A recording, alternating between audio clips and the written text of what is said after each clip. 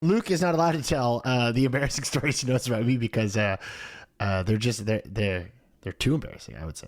There was one time we were at a pub, right, with a French mutual friend of ours, and Ryan turned around to me and Ellie, my now wife, and was like, "Hey, you guys don't mind if I speak French for a bit?" And then attempted to speak French. And in about a minute, I don't even remember. Yeah, and then 30 seconds. Because in America, Ryan's foreign language skills are really good because he's American, and Americans don't speak any foreign languages. But we all did French for 4 or 5 years, so we have basic French. And I was like, I can speak French, and then 30 seconds later, they were just like, we've gone back to English, and that was very funny. Judging by the fact that I don't remember that, it could also be that I was I can't really speak French, but I was also, it seems like I was extraordinarily hammered, if I have to guess.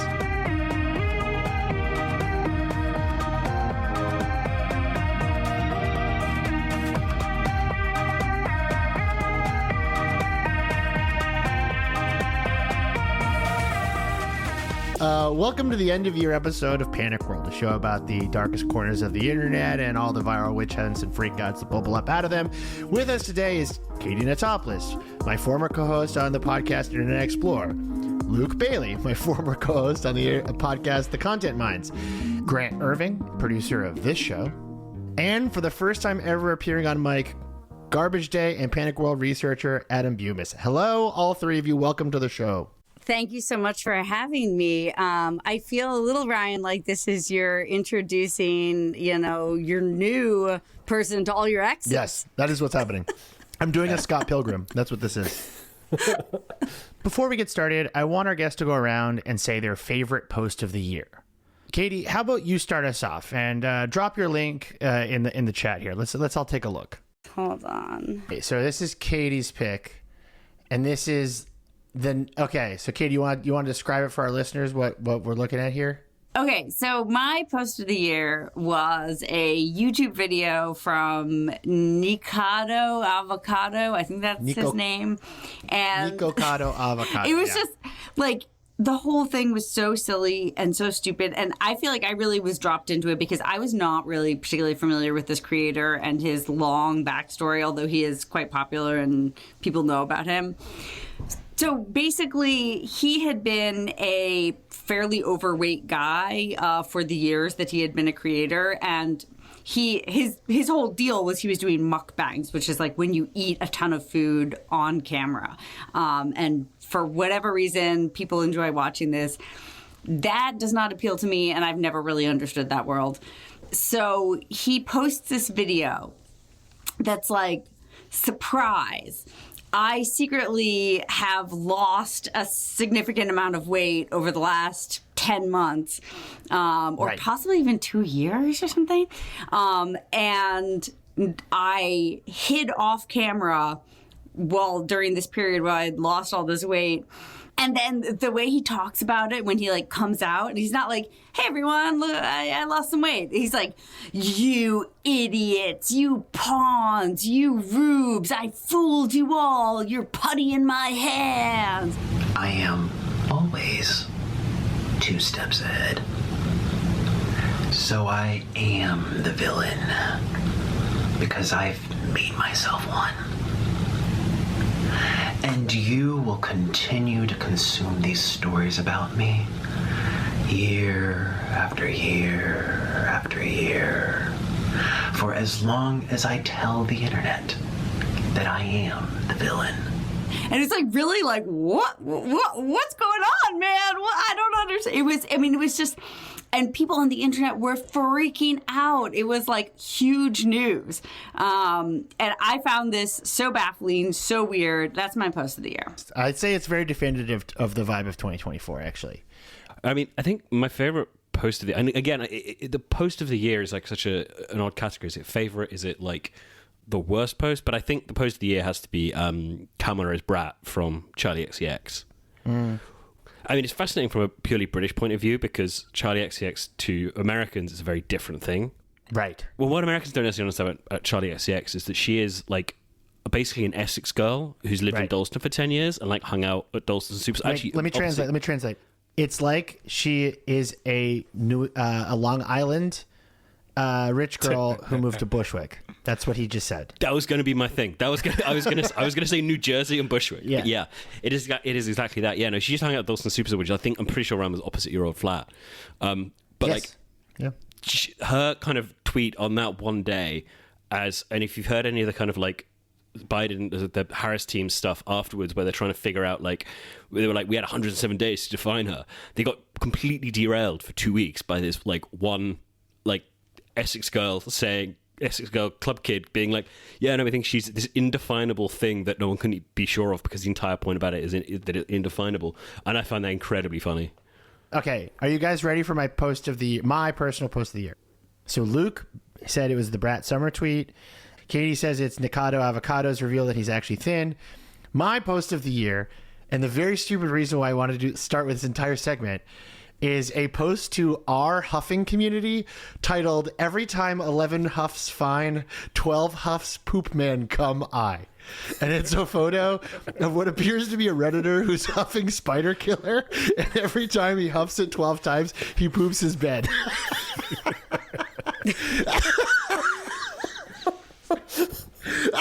That's good stuff.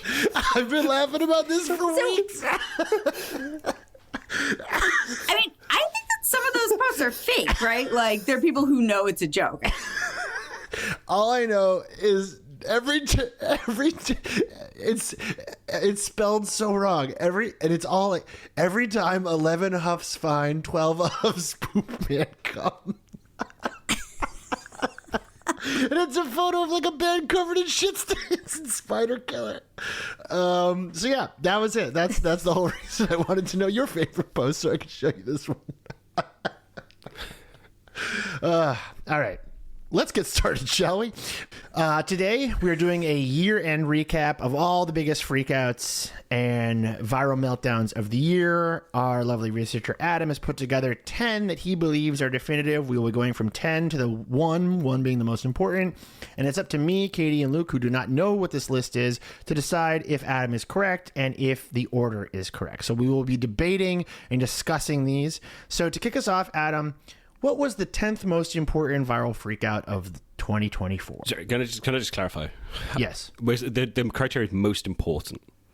I have my own criteria. What is your criteria? down. What criteria? I have my own this? criteria. Oh, we should have talked about this. So these are ranked by basically how much damage they did. Okay. And so my number 10 is one that basically didn't do anything for anyone involved or even like the people who were panicking. RFK Jr.'s Many, Many Dead Animals. This feels right. I think you can't really have this list without RFK. Katie, what's your favorite dead animal that RFK has been accused of allegedly eating? So I got to go with the bear on this one. I think it's the whale. I think that the whale on the car is just a very visceral image.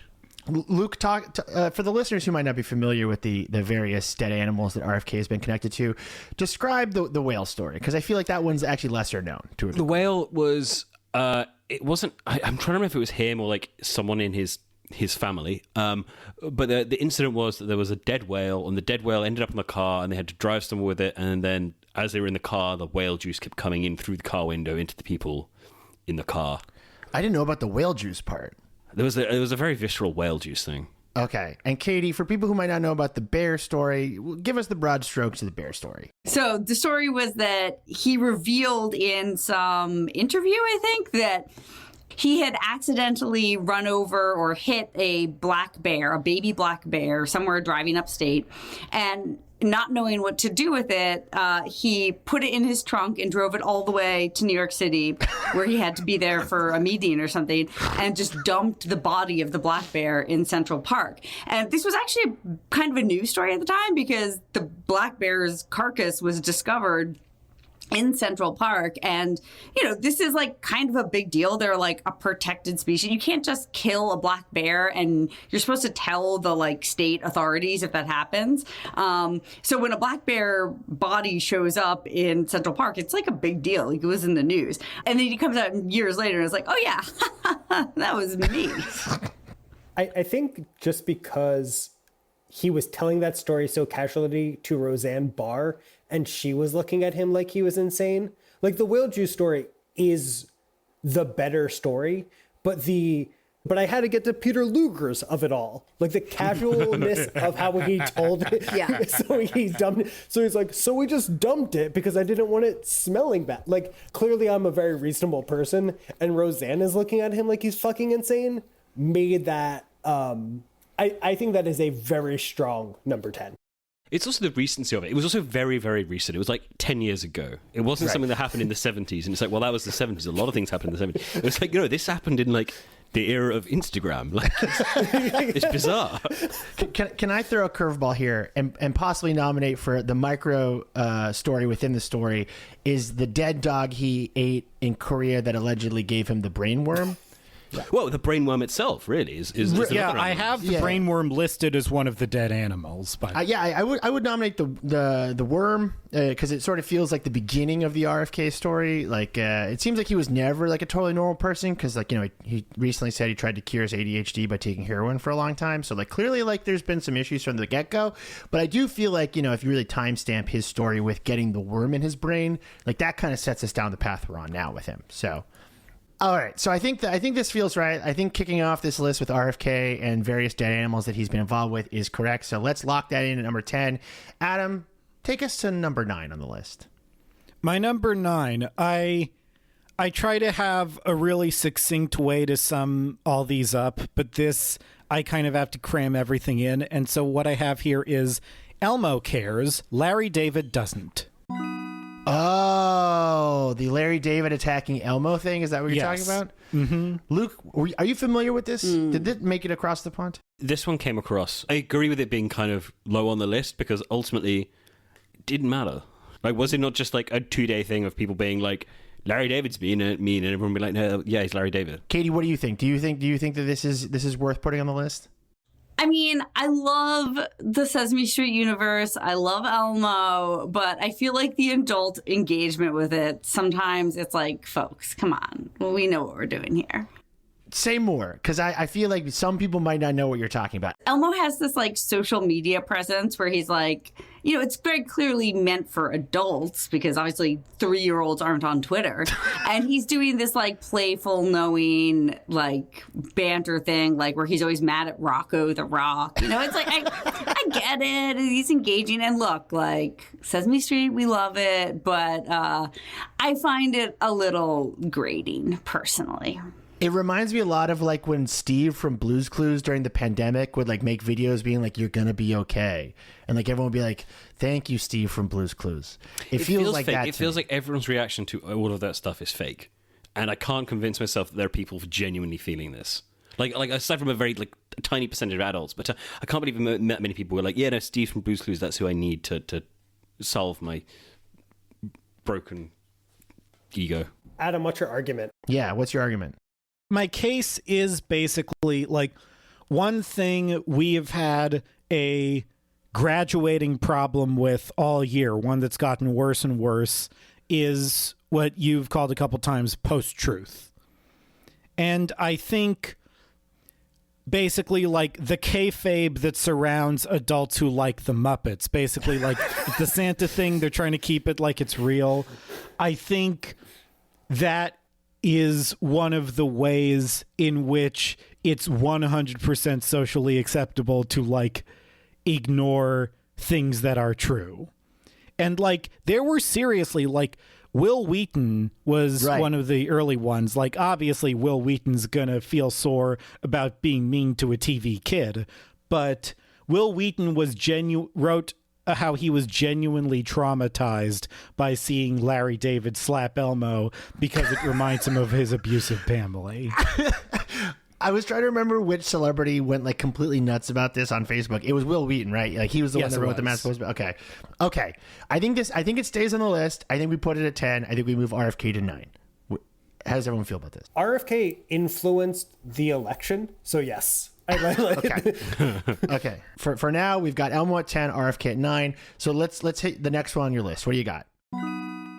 Okay, number 8 is Ray Gun at the Olympics. I want to tap in Luke here, the resident person with the most amount of feelings about Australia, to kind of talk us through this one. I feel like she let down what you would expect from on a a millennial Australian woman breakdancing at the Olympics. She was worse. I really enjoyed this one. I guess the question here is, like, was she worth the international freakout? Yes. Yes. 100%. I think that's right. This feels perfect. This feels yeah. perfectly placed to me. This also, yeah, I think this is right. I think so. Now we have, so this at number 8 would be Ray Gun. I guess the major question with Ray Gun, is there sort of any long tail here? Will what well, I guess like there is that, right? Because like the breakdancing isn't ever coming back, at least for like for the conceivable future for the Olympics. So that might be like the one and only attempt for a while, as I understand it. She also professionally retired from breakdancing. She hung up her pads, basically. She can't do it anymore because she embarrassed herself on the world stage to such a degree. Alexander wept for all the kingdoms, that needed to be conquered. Like, she kind of did what she needed to do. He wept because there were no more worlds to conquer. You got it. You know what I'm talking about. There's no more kingdoms for a Ray Gun to dance in. Luke, what do you think this says about Australian culture? I think that's like an important piece here. Honestly, I think it says nothing about Australian culture because it was so like the perfect thing about it was that she kept insisting that no, actually, you just don't understand breakdancing, and everyone else is like, we've never watched breakdancing before, but that's not it. like you kept seeing other clips of people doing this stuff and they're spinning on their heads and doing all the like things that I'm looking at, like, yeah, I can't do that. I don't know if it's good or not. Can't do that. And she's doing things that I actually could do. I could do that. And I think don't want to. Do that. I think you could. I think all of us probably could dance like. I think we could do that. My 9-month-old baby can do that, and regularly does. I will say just one note in Ray Gun's defense that I think she handled this very well, very mature, very adult, right? Like, she was facing a lot of scrutiny, a lot of online ridicule, and she only very briefly, I think, gave an interview to some Australian media saying something like pretty, banal or whatever. Like, she didn't crash out. Well, yeah, because she was asleep when most of the abuse happened, so it's fine. Okay, so I think we're all in agreement here. Ray Gun at the Olympics is a good number 8. Let's do one last one before we go to break here. Adam, what is number 7 on your list? I'm trying to restrict myself mostly to things that haven't been talked about on the show this year, but I think this had to make the list. Mr. Beast's unprofessionalism. Do you feel like there is actual genuine outrage about Mr. Beast? I don't think the fans care. That's my thought as well. And that's why I put it here. What do you mean? Because it isn't really hurting Mr. Beast or his efforts. It's definitely affecting them, and it's definitely like affecting people involved in his empire. It certainly affected Ava Tyson. True. But there are lots of other panics that have had a lot more of an effect. But because Mr. Beast is so huge, like, it's got to go on there somewhere. That seems right to me. I mean, do you guys think that there will be any consequences for like anything that he does bad in the future? Like, do you feel like he's too big to actually feel those consequences? No, I don't. But I do think that these particular scandals were not big enough to significantly hurt him. So the one about his employee, it's not him, it's his employee, right? He's grown a really big organization of very young people very quickly, and it turns out some of them are awful people. Right. I don't know if anyone here has worked in an organization like that before, but definitely not us. Yeah, the moldy definitely not the 3 of us. No. Definitely not us. I think the thing that comes the closest is that he was sort of fostering unsafe work conditions on this TV show, which was the big, exciting new thing. Unsafe conditions on the filming of a reality show is like both a big deal because, like, hey, people don't want unsafe things, but also, like, we've seen that too with like Love is Blind and other reality shows, and it doesn't really affect them. They did it with Squid Games in the UK because they gave it to one of the UK shows that did film their version of Squid Games, and it went horribly wrong, and people were like standing in the sun for 24 hours, and all this like mad stuff, awful stuff happened. And his was a lot safer than like the version that the big production company in the UK did. I think they only just showed. So yeah, it happens a lot. I think that the big test will be when the show actually airs and how that show performs with a broader audience than just his YouTube fans. I think that will be the big test. And I do think he's not untouchable. It's just that these scandals weren't quite enough. OSHA violations isn't gonna touch the most popular YouTube creator. You think back on things that like really did, like the Logan Paul suicide forest thing. That really hurt him. And that was like, he did it. That was him. And people were like, nope. And the same with some of the PewDiePie stuff where he was caught on YouTube saying really terrible stuff. Audiences turned on him for that. He faced consequences for that. So I think that like it can happen. It's just not yet. Not these things. We have to wait to see if Beast Games is successful, because like if it's not successful, it could be like a blood in the water situation where a lot of people are like, fuck this guy, he's not important enough to like, that's when you start to maybe get like bigger leaks in his organization or whatever it is, or people lose interest because like the bubble has kind of burst. I feel like we're sort of in an in-between moment with it. I agree. I think that it's actually a sort of weird test, because the truth is I don't think an Amazon show is necessarily the pinnacle of the entertainment business. In fact, hey, Reacher season 3 is coming out soon, and that guy's so big. He's the biggest guy. That's true. He's huge. He's huge. And the fact that Mr. Beast is much bigger on YouTube. He doesn't need an Amazon show. The only thing that it's giving him is this sense of sort of, or like some legitimacy in the broader ecosystem. And I think it will be a test for future creators. Yeah, it's the thing that will kill him. It will be the point where it goes, oh, he has no crossover. Yeah, it's just the YouTube audience. Because there's been, we had YouTube for going on 20 years now, and still no one has really crossed over from YouTube into the mainstream. Quinta Brunson's probably the closest in the US. Yeah, maybe. It depends if you consider her a pure YouTuber, which she probably wasn't. In that she was in a kind of maybe. But you're right. Like they're few and far between, and the ones like that Issa do Rae, cross over. her show is originally developed out of a YouTube series. That's true. But like Bo Burnham, same deal. Like these people sort of, they tend to disappear and then come. They like, you have to have like a reinvention period. Like I don't think anyone has done what Mr. Beast is trying to do, which is stay a YouTuber while also transitioning beyond YouTube. I've never seen that work before, and we will be finding out if Adam can continue up his end of year list Mr. Beast experiment on us right after the break. Should have just gone into a Feastables bit. I have yet to try Feastables. Well, no, you just go. We listen to that for Feastables while we blow up our house. Actually, all of you should go outside and check your mailbox because you have a little present from Panic World. It's a very moldy Feastables.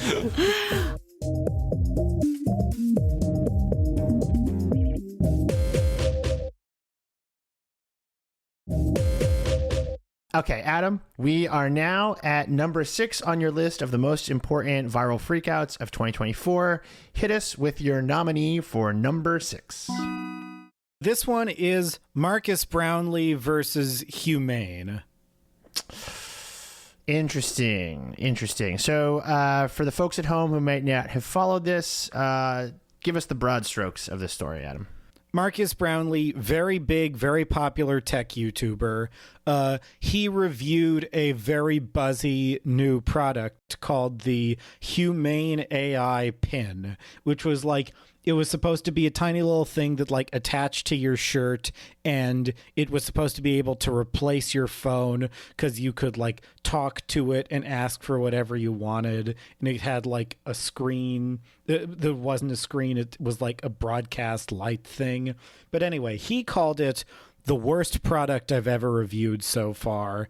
And there was this sentiment that basically he shouldn't be allowed to call a product so execrably bad because he would be single-handedly responsible for tanking it. Katie, you're a tech journalist sometimes. Mm-hmm. Talk to us about your thoughts on this whole little drama. Like, do you feel like this was worth the level of sort of like meltdown in Silicon Valley over like their favorite YouTuber like going scorched earth on this like AI startup?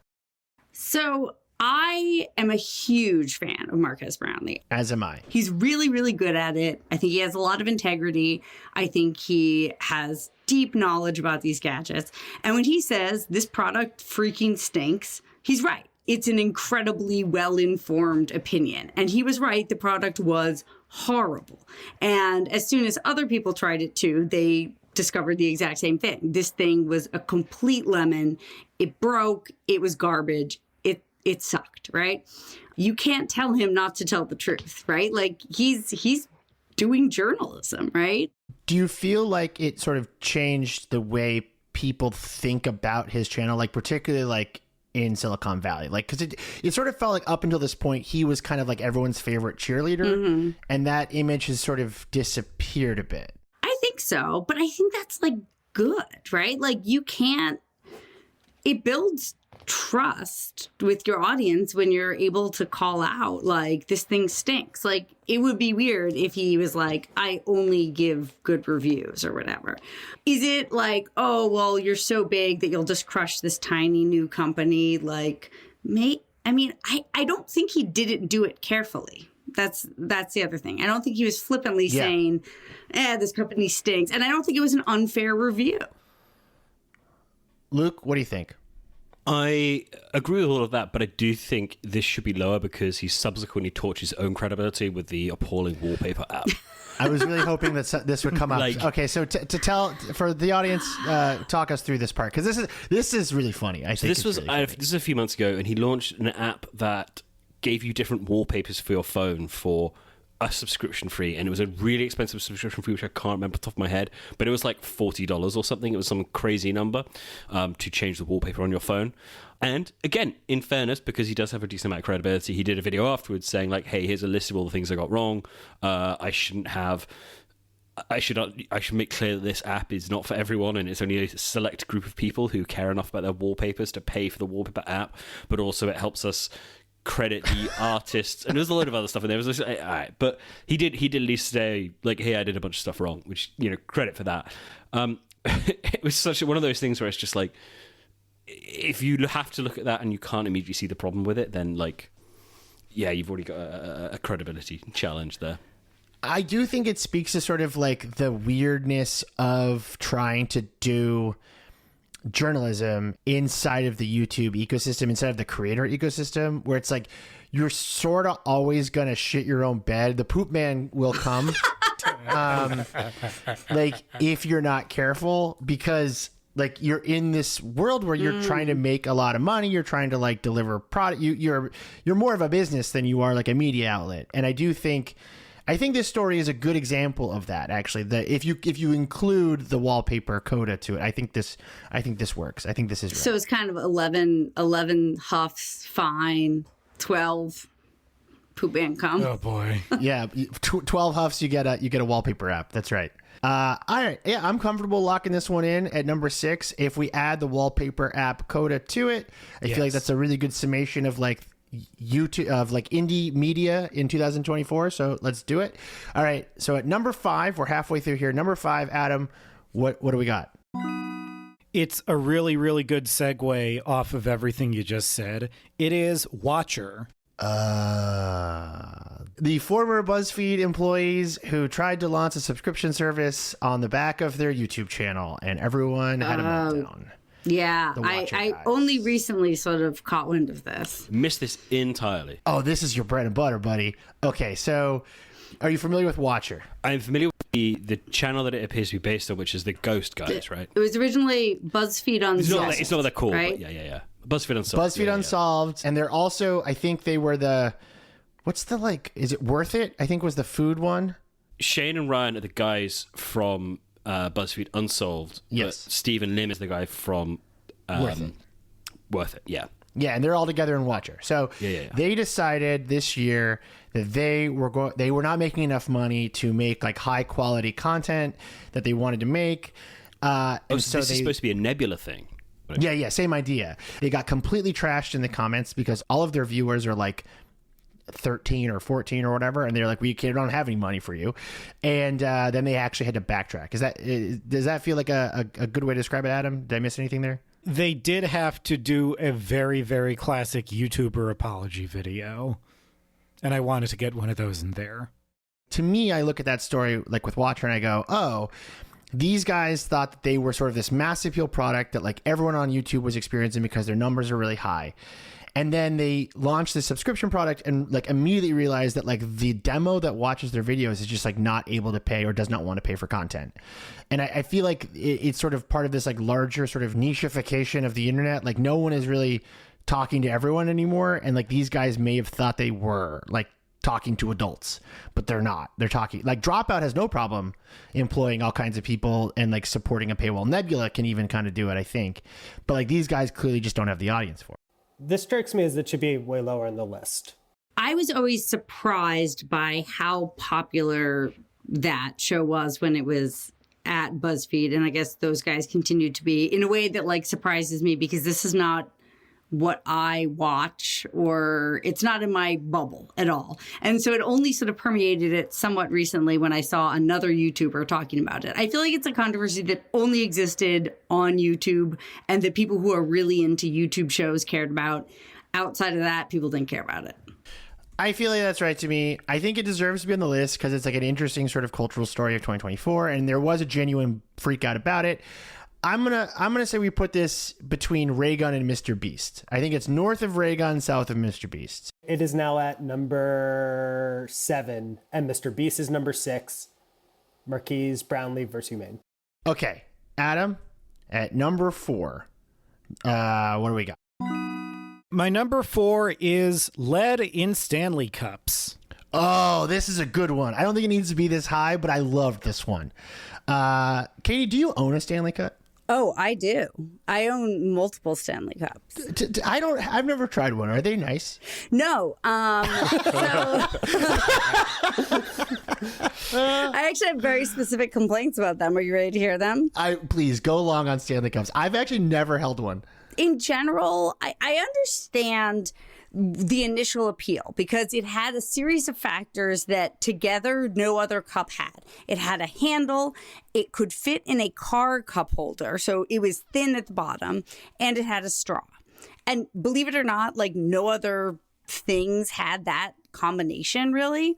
And so for those reasons, I think it's great or whatever. Like if that's what you like. My complaint is in general, I don't like a straw. I would rather tilt back the bottle to drink when you're a tilter. You're not a sipper. I'm a tilter. I don't like the straw. You know what? You get a lot of air. Of the 3 unique things it has, you don't like one of them.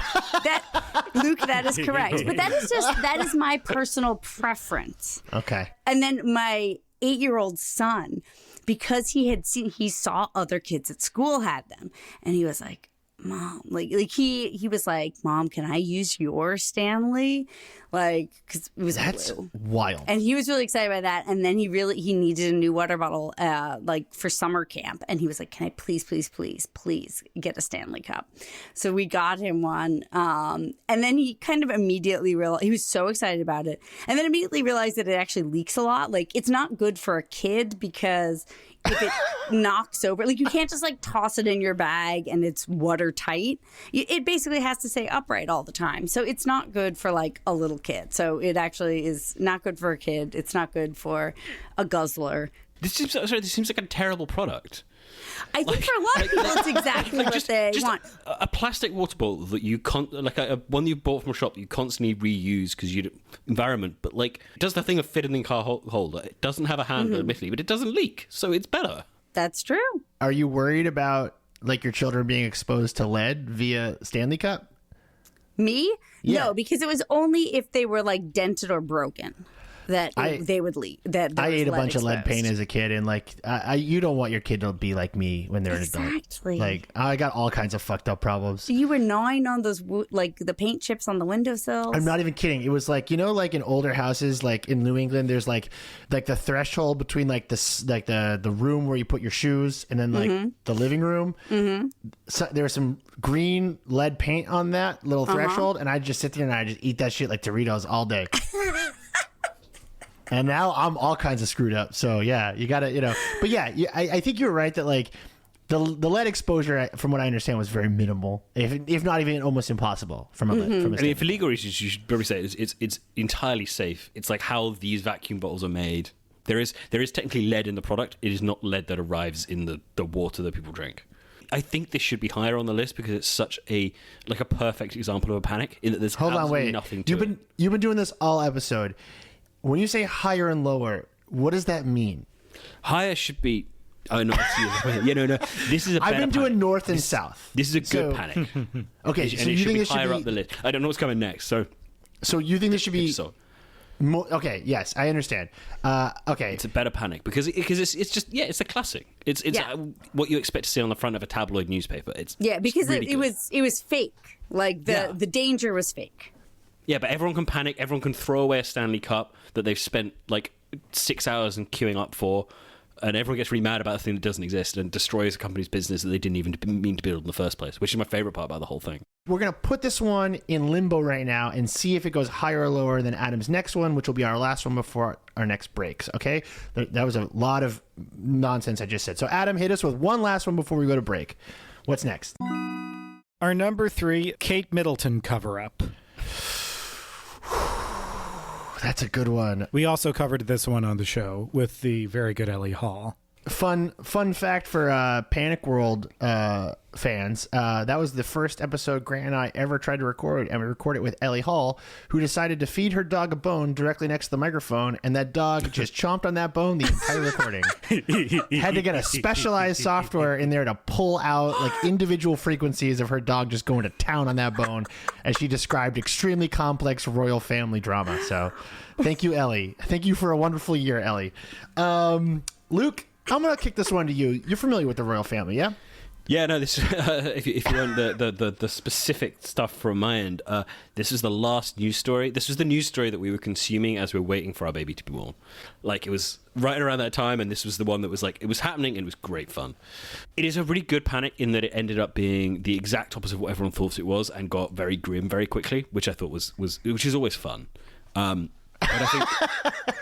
I think the most fun thing about this one, for me personally, was watching, because we do have this very complicated situation where the UK press can say things but are legally prohibited from doing certain things. Like, they can't print certain photographs. But the assumption of the number of people, of the level of coordination that happens in UK tabloid newsrooms is incredible to me. Like, the number of people who are insistent that the tabloids coordinated this with the palace. I'm like, they didn't. They can't coordinate themselves. They can't coordinate across a desk. That's like, interesting. They're doing this cunning thing where they're not doing this. It's like, it's an SEO play because someone's trying to figure something out because they're hungry for traffic. It's absolutely fascinating to me. And that's what my favorite thing about the whole thing. Katie, do you think Kate Middleton is still alive? I believe that she has been dead for not only the last year, but potentially the last 8 years. And has been replaced. I don't think she ever existed. I'm not sure she ever did. I've never seen any proof of it.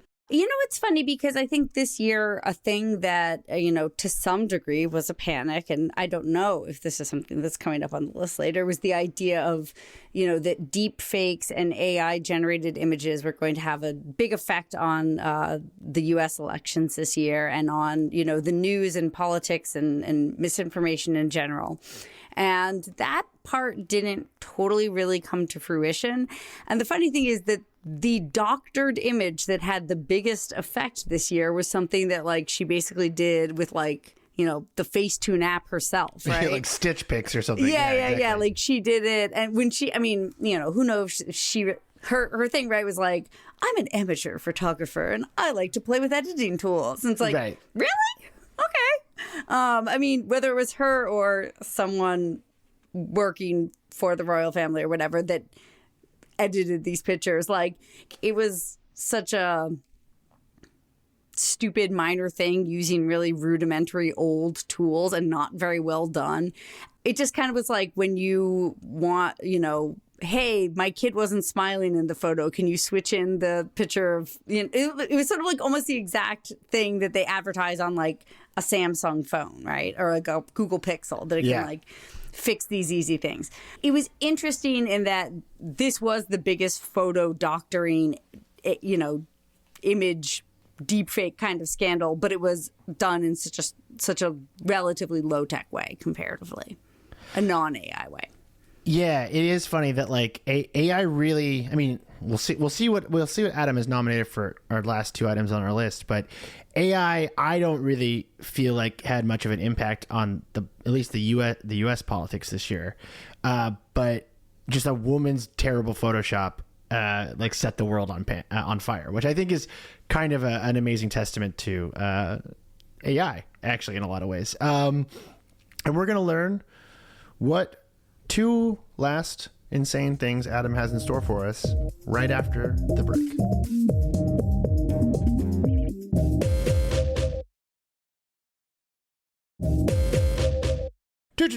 All right, Adam, hit us with your number 2 pick. This is we got 2 more left here. My number 2 is the reaction to the pro-Palestine college campus protests. The sort of like schools arresting students, sending in the cops, exactly, shutting campuses down. Yeah, I mean, it felt like a thing that outside of America is actually not that strange to have sort of like these like huge political protests on campuses. And in America kind of took it in a very strange, we kind of freaked out about it, I think, more so. Like, if it did the same thing happen in the UK? I mean, yeah, but it kind of always happens because students are dumb. And that's not to say the things they're protesting about. Yeah, I want to be really clear. We don't think that they're dumb for supporting Palestine. But like, it's where like people have a bunch of time on their hands and a bunch of opinions, and therefore like a lot of stuff happens, and none of it matters. And it's like incredibly, like, we have this an awful lot in the UK, and obviously because everyone in the UK in the media went to one of 2 universities, then what happens is things at those universities are given like undue attention. So there's an awful lot of stuff where it's like, yeah, no, the student union at Oxford has elected someone who said X controversial thing on Twitter, and it's like, it's not a thing. It doesn't matter because it's a student union ultimately. And the same thing kind of happens in the US as well, where you see this thing where the things that happen on campus are given undue importance because people say a lot of dumb stuff when they're 21. And not me. It's very, very. Sorry? I was not like that. I was smart. That's true. The stuff you've said is not getting any less dumb. Yeah, that's true. Yeah, it's the same amount. No, I think you're right. I think you're totally right. Yeah, I mean, I think that's the whole thing. It's just really it's overrated in the UK because it's easy to find a story there, and it's overrated in the US as well. I think for slightly different reasons, and that I think it's more that there are more influencers who have figured out that they can go to campuses and make people say daft things, but then as a result, like, you get over like concerned authorities who are like, well, our campus is going to look bad because the funding of universities, more so in the US and the UK, but in both of them is messed up. So they're trying to like protect various endowments and various like financial issues, and so you get these contentious things which happen, which ultimately are just like, it's fine, people can protest. Like, that's the whole point. And so the panic over both the protests and the reaction to the protests are just way over egged because both groups have too much time on their hands. Katie, do you feel like the student campus protests meant anything in the broader political sense in America, like going in and out of this year's election? Like, do you that's the thing that I've sort of struggled with, and it's sort of like to what Luke's point is. It's like they're so overrated in terms of how we think about them, we talk about them, and they sort of dominate. But I am still like now here in December, going like, what did they do? And that's not to like diminish it. I'm curious, like, what your thoughts are of like how those protests have fit into the broader political story in America this year.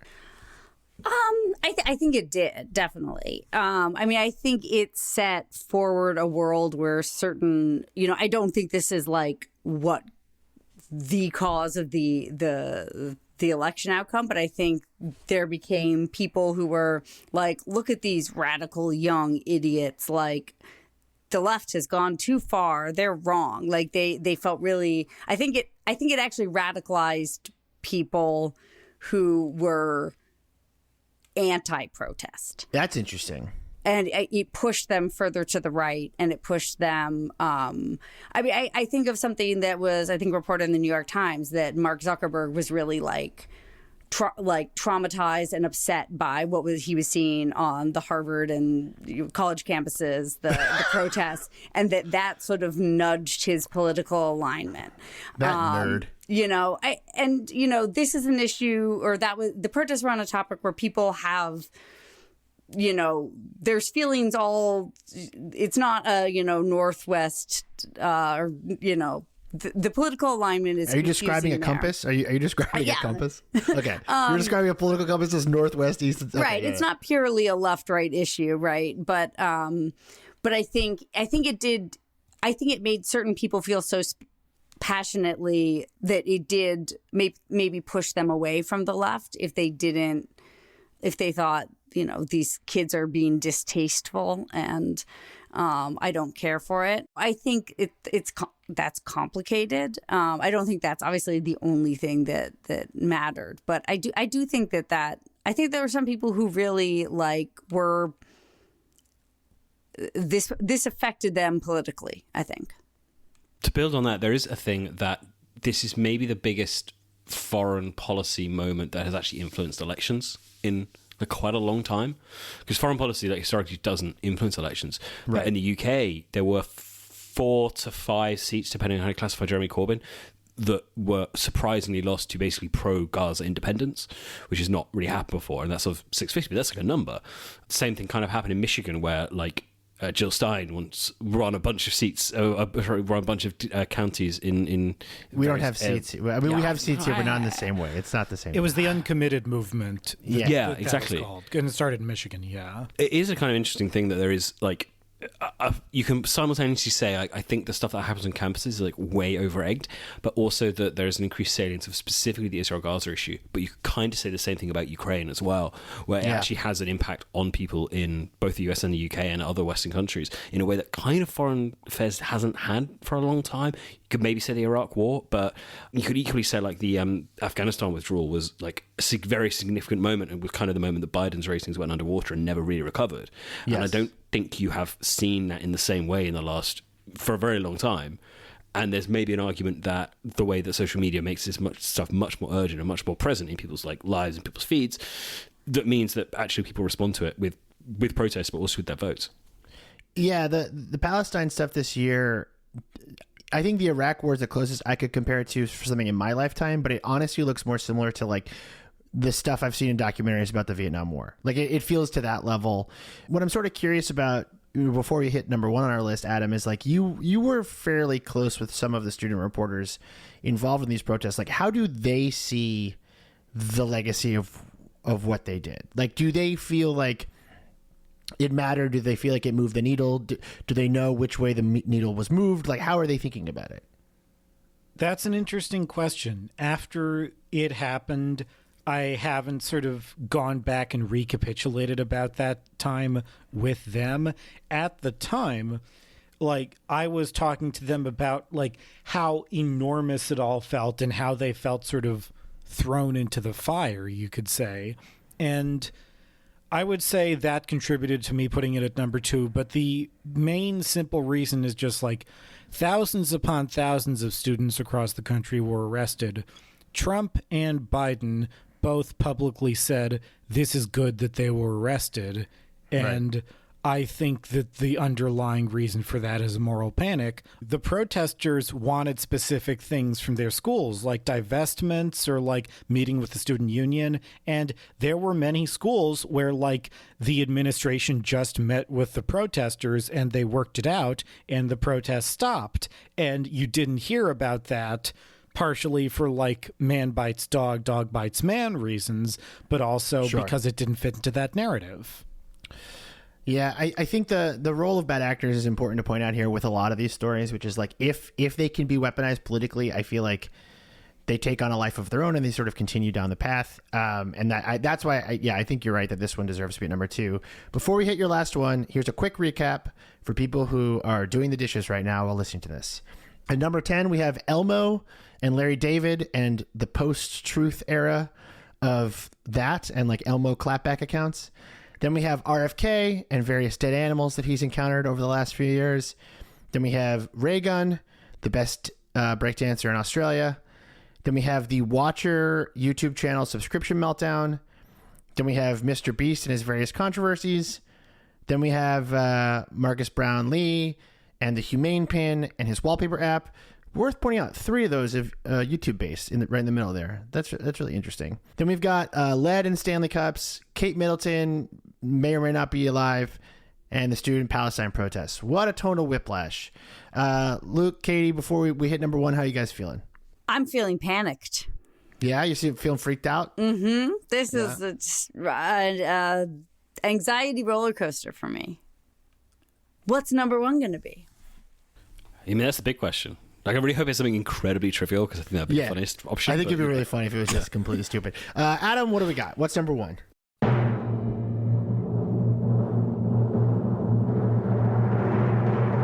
My number 1 is Congress banning TikTok. I think it is a moral panic under every definition we have for it. I think that sounds like a pretty good one. I think that's pretty. I think I'm agreed on that one. I think it's I agree. Obviously, we are all like pro the Chinese Communist Party on this, so I think it's important that.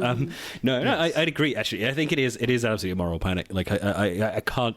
It's very hard to see a version of it that is not weaponized to serve whoever is proposing the ban, which is why Trump was pro it, then anti, and then pro it, then anti. I can't remember where he is right now, but yeah, agree. I mean, right now we're recording this in early December. They've just reiterated that the deadline is staying January 19th, and TikTok will be banned if they don't divest. And TikTok is now saying that they're not going to divest. Blah blah blah blah. So it looks like as of right now, as recording this, it's going to happen. So like, do you guys think it will happen?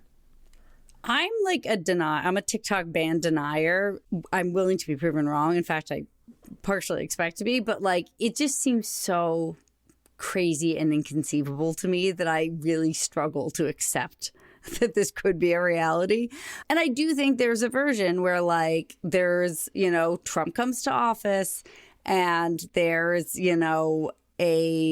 a Hail Mary lifeline thrown to it where they can maybe kick it up to the Supreme Court, right? And it's maybe a little friendlier there or something because, hey, now Trump wants it back. Not like, I mean, there's confusing things going on there, right? But I think it's got another chance. I think the US government suddenly banning an app, I think, would be such a precedent set that I think you'd never be able to take it back. And it would get very, very interesting very, very fast in a lot of other ways. Because then every single app, everything that goes wrong is like the government needs to ban this. Yeah, it would be like Europe. Yeah. Well, he's not part of Europe anymore. I know. No, we left. Yeah, they for left exactly this reason. so they can have better, straighter bananas or whatever. That's It was this. We just didn't want universal adoption of USB-C chargers. Oh, dude, it's so sick. I got USB-C charger on my phone now. It's so cool. I guess the thing that I've run into is, what is the political benefit of reversing the ban? Like to put myself very cynically in, like, let's say Trump's shoes, like, no one remembers that Trump is the reason this all started in the first place. Everyone associates the ban with Biden. So it's like, what is the political benefit of stopping it? I think that the TikTok ban is a complete breakdown of the idea that the job of politicians is to represent their constituents. And I think if Trump says, like, Biden was going to ban TikTok, I'm making it so that isn't happening, a lot of people who like TikTok will think, oh, that is good that happened. Yeah, he'll seem like the hero who saved TikTok. Well, like, he can say that and, like, he will be factually correct. And yeah, that's why I put it at number 1, because it's such a sweeping failure of, like, state power, basically. Like, the very idea of a nation state that has relationships with other ones and handles business and trade between them. That is how systemic this failure is. I think to, like, sort of, like, put a button on this whole episode is, like, Adam has done an incredible job of picking, like, 10 stories from pop culture and politics and tech that, like, can sort of define this year.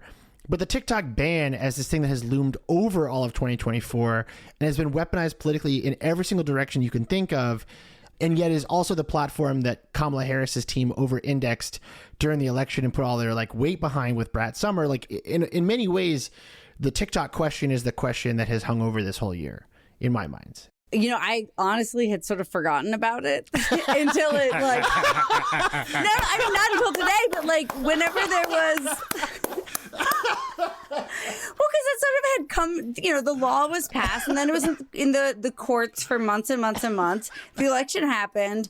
I just kept thinking, it's not gonna, you know, it's not, I kept thinking that they were gonna win the appeal. I was almost caught off guard that like, oh, this could actually happen. I had literally just kind of been, I'd filed it under like not gonna happen. So I had almost forgot about it. To sort of wrap things up here, first, big round of applause, everybody, for Adam. This was great, Adam. Thank you very much. I feel like we really defined the year. Thank you for letting me be on mic. Thank you for giving me like the holiday treat. It won't be happening again, but we'll never. This was it. But you know, I'm glad you enjoyed yourself.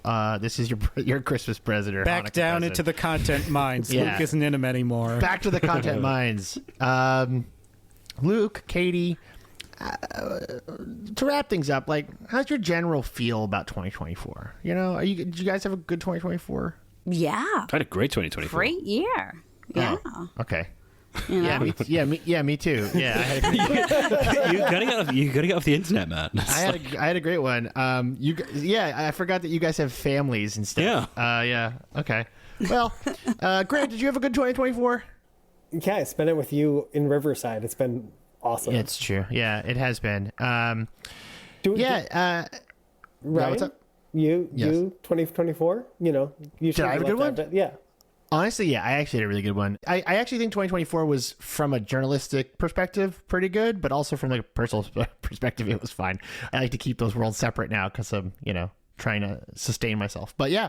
Adam, I want to know how your 2024 was too. It was probably the best year of my life. I got to meet Brewster Cayley. I got my own bathroom for the first time in my entire life. Hey, buddy, that's those great. are the highlights. Hey, I don't know who the first guy is, and I'm excited about your bathroom. He runs the Internet Archive. You ought to know. Right. I did meet him. I met him with you. He looks like a wizard, and it was great. I organized the meeting. Yeah, I forgot about that. Yeah.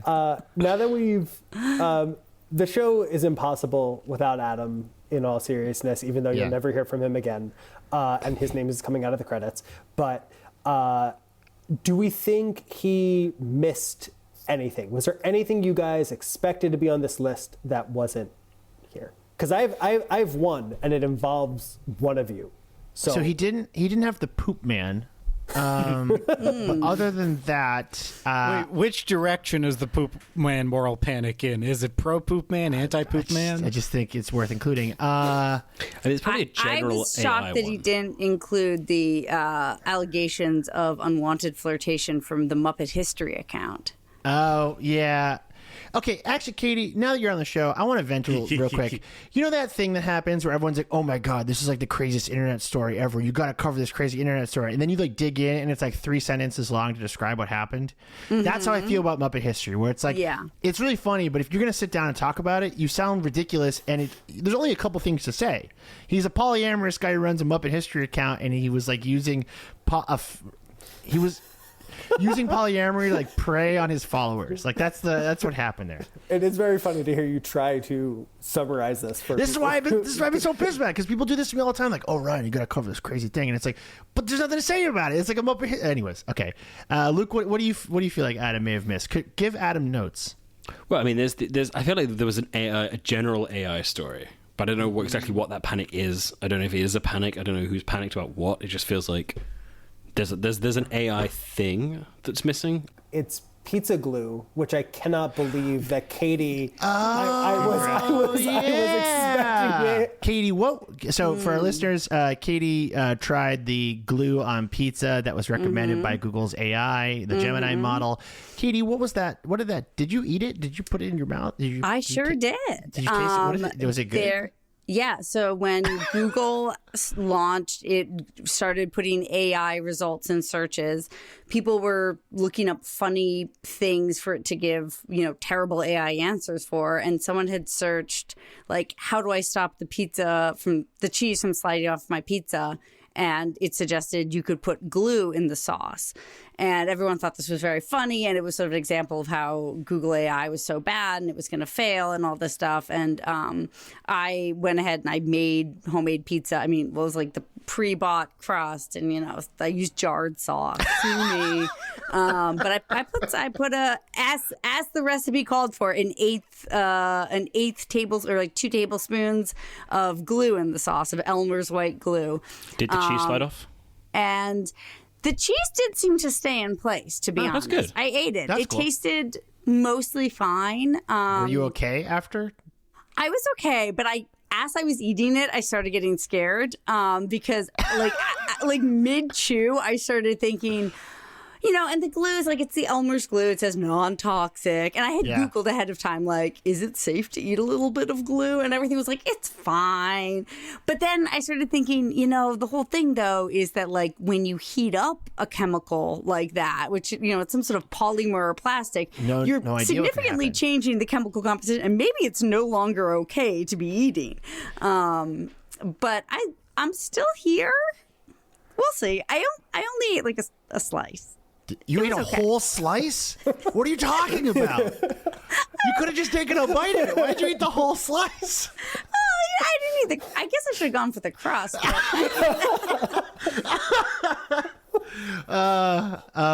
Hey, thank you guys for coming on this episode. This was great. Katie, if people want to follow you on the internet, where can they do that?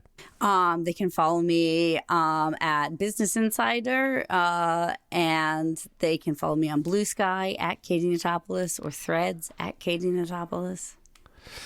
Luke, are you on Blue Sky? Because you were big on last time we talked. You were saying Threads was going to come out on top. Clearly, Threads is awful. Blue Sky is also awful, but in a way that does not make me feel like my brain is leaking out my ears. So that is an improvement on every other social platform. So yeah, Blue Sky.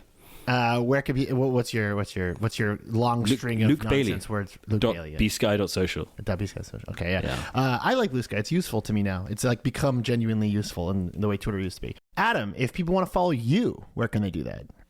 I'm on Blue Sky, bumas.bsky.social. I am not closing my X account because I still gotta go on there to like see what's what. Not really going to post on there, but if you want to follow me, like, you can find me there. I use X just because I'm subbed to all these girls' accounts, and my card information is in there, and it's just easier to. Yeah, it's a bank now, isn't it? Yeah, it has my medical data, and it's a bank. I'm using it for everything. It's great. Thank you guys. This was really fun. Oh, and hey, I don't want to do this, but Grant, you did a great job with the show this year. Unfortunately, begrudgingly, you did a really good job, and you're a good producer. And I'm sorry that I yell at you a lot, and I'm mad at you all the time. You guys have no idea what he's about to say to me as soon as the mics are off. But the minute we both made podcasts with it. We know exactly what's going on. the minute you're gone, minute these people are gone, I'm gonna beat you with a shoe. But no, thank you, Grant. You're very good at your job and putting up with me. Thank you very much. All right, that was enough of that. I'm uncomfortable. We'll see you all next year. Please tell everyone at your holiday parties that you like the show. Okay. Thank you. I love you. Bye-bye.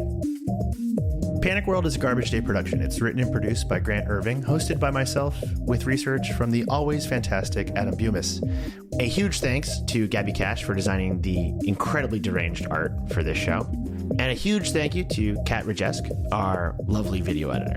And if you'd like to sponsor an episode, you can reach out to Multitude, our wonderful partners, multitude.productions/ads. We have a Patreon, which you can find at patreon.com/panicworld. And I'd like to end this episode with an important reminder. Log off and touch grass while you still can.